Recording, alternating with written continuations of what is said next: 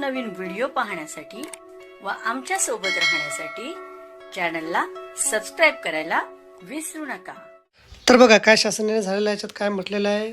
1 November 2005 पूर्वी पदभरती जाहिरात निर्गमित झालेल्या प्रकरणी शासन सेवेत दिनांक 1 जानेवारी 2005 रोजी किंवा त्यानंतर रुजू झालेल्या शासकीय अधिकारी कर्मचारी यांना महाराष्ट्र नागरी सेवा निवृत्तीवेतन नियम 1982 लागू करताना करावयाची कार्यपद्धती जिल्हा परिषदेतील कर्मचाऱ्यांना लागू करण्याबाबत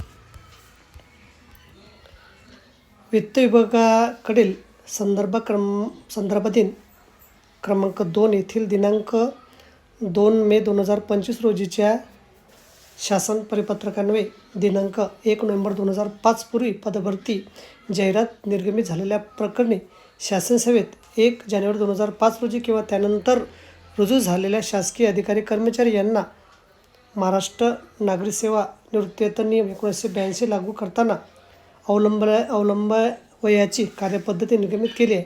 सदर कार्यपद्धती जिल्हा परिषदेतील सर्व कर्मचाऱ्यांना लागू करण्याची बाब शासनाच्या विचाराधीन होती।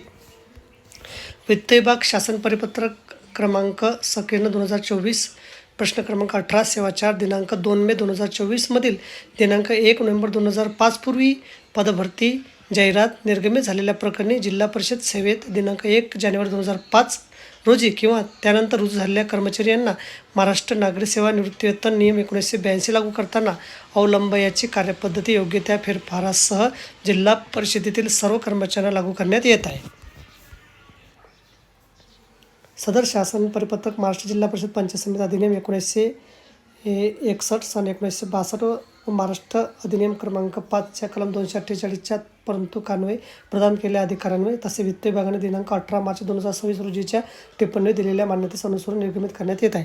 तर बघा अशा प्रकारे अत्यंत महत्त्वाची माहिती आपल्याला समजली असेल। व्हिडिओ सुद्धा आवडला असेल लाईक करा, शेअर करायला विसरू नका। धन्यवाद।